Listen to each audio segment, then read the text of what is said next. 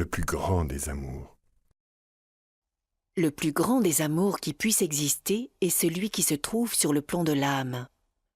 Lorsque nous bâtissons une relation avec la pleine conscience de nos âmes, le lien que nous ressentons est de nature profonde. Il transcende les limites inhérentes à nos relations humaines et romantiques et nous donne un aperçu de notre véritable magnificence spirituelle. En tant qu'âme, nous connaissons un secret. L'expérience humaine que nous vivons est un enseignement par lequel nous nous rappelons ou découvrons que nous sommes des êtres spirituels. Ceci étant une vérité, et bien entendu la seule vérité qui englobe toutes les autres, nous pouvons cesser de nous torturer alors que nous vivons ces nouvelles et extraordinaires formes de relations, parce que nous savons que nos âmes les ont désirées. La beauté dans tout cela. Par l'entremise de nos relations, nous parvenons à la sphère de la spiritualité. Avec la guérison de notre personnalité et la dissolution des zones de souffrance, nous commençons à comprendre que la partie spirituelle que chacun de nous porte en lui ne sera jamais totalement satisfaite par quelque relation que ce soit. Nous constatons que chacune de nos relations constitue une étape du parcours qui nous conduit à cette satisfaction et que nous pouvons donc cesser de nous taper sur la tête chaque fois qu'une relation prend fin. Alors que nous évoluons dans une suite de relations, nous découvrons graduellement que l'effondrement des vieilles formes de relations constitue l'occasion unique de prendre connaissance d'une vérité bien plus vaste.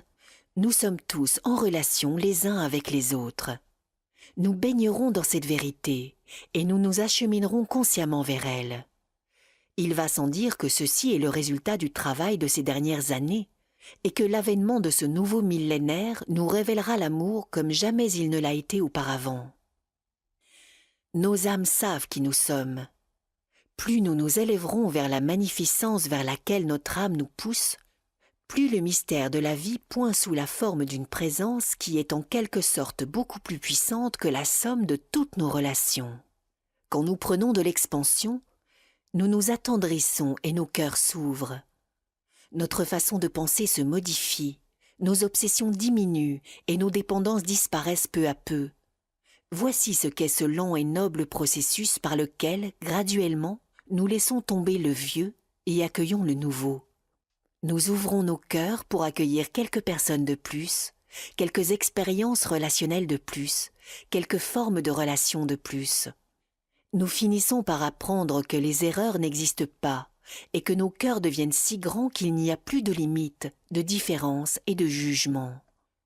Et nous connaissons alors la grâce que confère cette sensation familière de grande unité au sein de laquelle il n'y a plus d'inconnus, mais seulement des amis.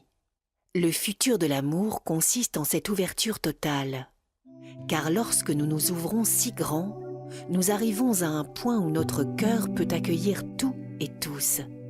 En réalité, nos âmes nous ont entraînés dans ce périple, et l'amour est la merveilleuse destination vers laquelle elles nous ont poussés.